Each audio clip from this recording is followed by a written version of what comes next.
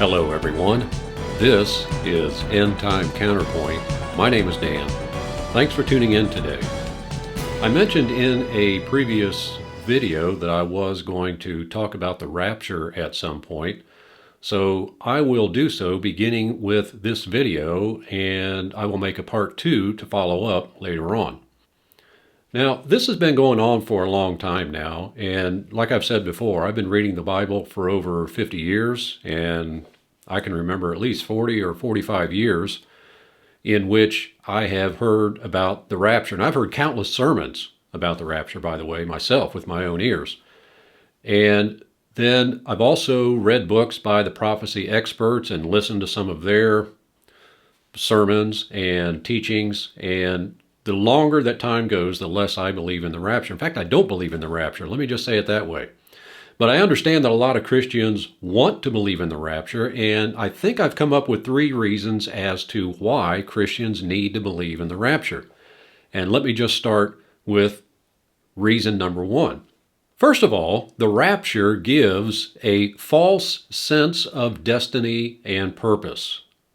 Now, in a previous video that you really need to watch, by the way, I talk about propaganda and what it can accomplish, and this might be the most important thing that it does accomplish, is that it gives people a sense of destiny and purpose, as though they are in a time and place for a reason. Now, if you go to websites like raptureready.com and just listen to a lot of people, they will say that this generation that we are living in is the most important, perhaps of all time. And a lot of the Bible prophecies are going to converge and be fulfilled in our day and time. Well, what does that message convey? Well, it conveys a sense of importance and destiny and purpose, as though we have been sort of chosen above all the previous generations to see all these things come to pass. The rapture accomplishes that. And it's very important for the propagandists to do this because it sets people up to be able to receive other messages. And this is what a good salesman usually does. He will set up a potential customer by flattering them in some way, making them feel important, less defensive. Then he moves in with the sales pitch. Now, believe me, the rapture is a product that has to be sold and merchandised just like any other. But these prophecy experts know that they have to give Christians a sense of importance and destiny first. Then they can get them to believe what they really want them to believe. And number 1 is the rapture. So the first reason why Christians need to believe in the rapture is because it gives them a feeling of being special, a sense of destiny and purpose. Now, reason number 2 that Christians need to believe in the rapture is because it provides endless possibilities. Now, if you've been reading, as I have over the last 40 years, books and magazines and hearing sermons and so on, you will realize that these guys have come up with one world scenario after another, one world event after another that was going to happen that would cause the rapture then to take place, and none of that has ever materialized. Let me give you an example. The late Jack Van Impe, he, back in the 80s, sort of indirectly made a prediction that the rapture was going to happen in the mid-80s because he said by about 1984 or 1985, the international banking community was set to hand over their authority to the Antichrist. So he was as much as saying that the rapture had to take place somewhere around 83 or 84 because he said that was set to take place. Did it happen? No. Was that a possibility? Yes. And Christians love possibilities, not probabilities, but they love the possibility that things can happen. And the prophecy experts know that Christians love to be excited that way with all these possibilities. It's sort of like someone who's fantasizing about winning the lottery. There are endless possibilities and things that you could do with all of that money once you hit the lottery. And that's very exciting to think about, isn't it? Christians love these endless opportunities for all these world players and all these world events to materialize. Unfortunately, they are only possibilities and they never do come to pass. And then there was the idea that Russia was going to invade the Middle East, in particular Israel, because they needed oil that was plentiful in the Middle East. And we have found out now that Russia is actually a leading oil producer itself. So that rationale never played out. But you see, all these things are possibilities, and Christians are excited at all these possibilities. And now that we have even more technology, faster ways of communicating, information at our disposal, the opportunities are endless. And these prophecy experts are sort of like soap opera writers. They keep coming up with new twists on the story just to keep Christians playing along. And it's all because of the endless possibilities that the rapture provides. And they can always come up with a new storyline to keep Christians coming back. So that's reason number 2, the endless possibilities that the rapture provides. Reason number 3 that Christians really want to believe in the rapture is because it's the perfect escape mechanism. Yeah, it's like an escape pod where Christians can escape before all these terrible things start happening. But what the prophecy experts don't hammer home to Christians is the reality of people of the past who served God and were loyal to God and all the things that they had to endure. They didn't get to escape.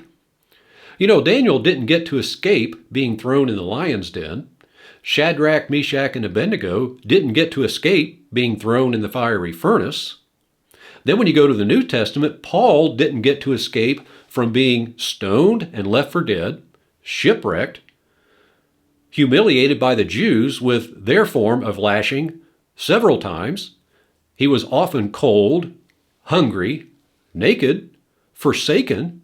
He went through all of those things and thrown in prison multiple times and had his life threatened oftentimes. So why in the world do prophecy experts today insist that Christians won't have to suffer a thing and it's everybody else that has to suffer? Think about what's coming up in the future. You know what the prophecy experts do to Israel? They make them face the Antichrist and his armies and go through all these terrible things. And then there's also going to be a tribulation force that has to endure horrible persecutions and tribulation. But the church with its rapture doesn't have to face any of that because they're going to get into the escape pod and just disappear into heaven. That's pretty convenient, isn't it? And Christians want to believe that they won't have to face a thing, even though the Bible is full of examples of people that did. And the Revelation tells us that the persecution is ongoing, that nobody gets to escape.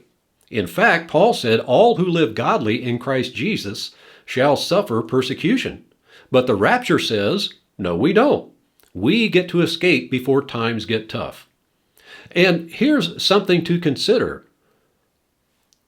You know, if people can't serve God and can't accept Jesus Christ when things are easy now, how in the world are they going to do so when things get bad?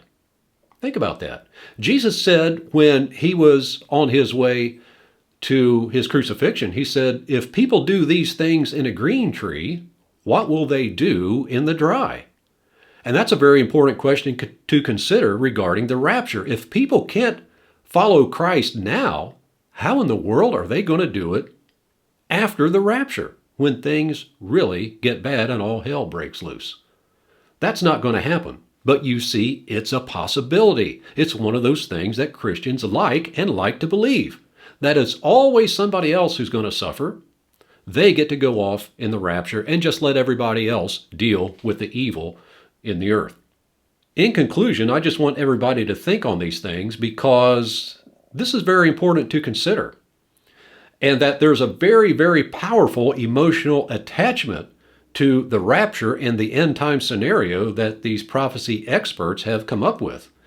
And they know that it's an emotional hook for Christians to keep them coming back time and time and time again to get re-excited about all the different possibilities every time a world event transpires or the world changes in a significant way. They've got Christians emotionally hooked to the rapture because it gives them a sense of purpose, it provides endless possibilities, and it's the perfect escape mechanism. And they've got Christians hooked on this prophecy narcotic. All right, folks, my name is Dan. I want to thank you for your kind attention today. I urge you to give this video a thumbs up, or better yet, subscribe to this channel. I really would appreciate your help building up my subscriber base. Don't forget, too, that I have a book available. It is called Blinded by the Rapture. You can find it at Apple Books or Barnes & Noble. You really need to get it. It's going to help you understand the Bible and put things in a right perspective. So once again, folks, my name is Dan. Don't forget to subscribe to End Time Counterpoint. I will see you in the next episode.